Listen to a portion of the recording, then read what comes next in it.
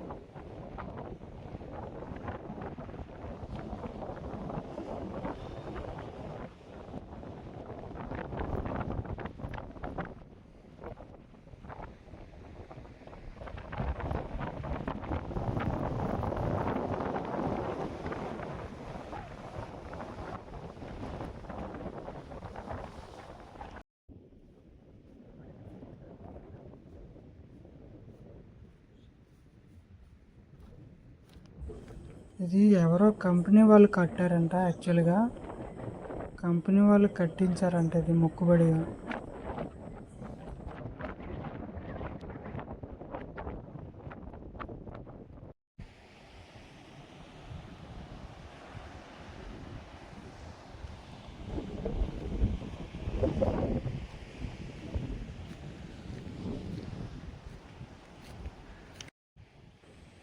ఆ కింద కనిపిస్తున్నది అయితే వినాయకుడి గుడి. అక్కడికి వెళ్దాం ఇప్పుడు.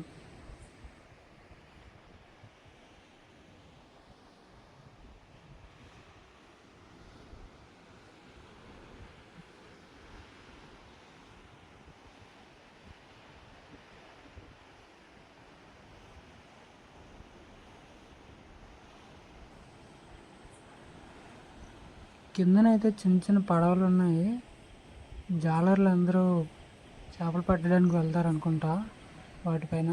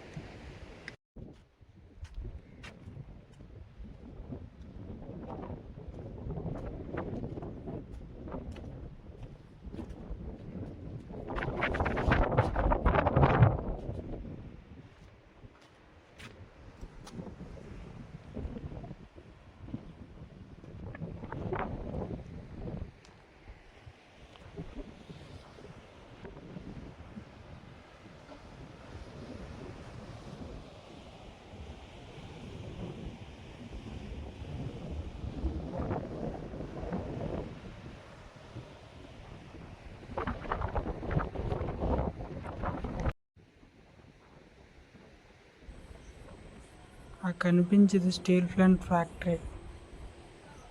ఆ మొత్తం స్టీల్ ప్లాంట్ ఫ్యాక్టరీ అది.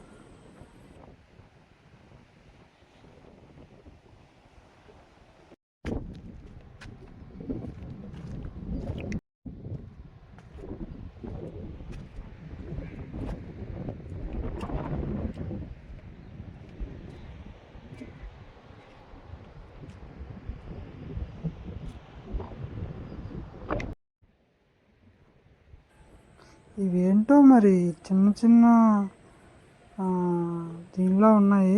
ఆ డ్రైనేజ్ వాటర్లో నుంచి వస్తున్నాయి ఇవి.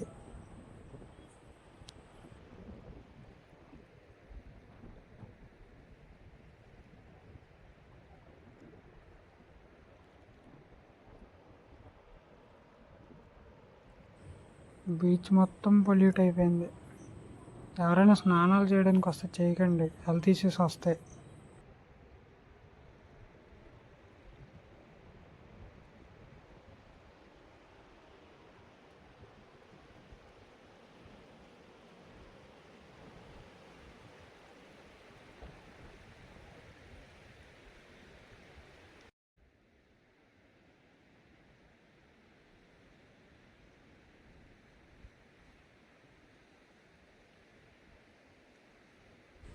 ఓకే గాయస్, ఈ వీడియో ఎక్కడితో ముగిస్తున్నాను. ప్లీజ్ నా వీడియో నచ్చిందని అనుకుంటున్నాను. అందరూ సబ్స్క్రైబ్ చేసి, లైక్ చేసి, షేర్ చేయండి. Thank you so much. ఇంకా మరింత మంచి మంచి వీడియోలు అయితే చేస్తాను. Thank you.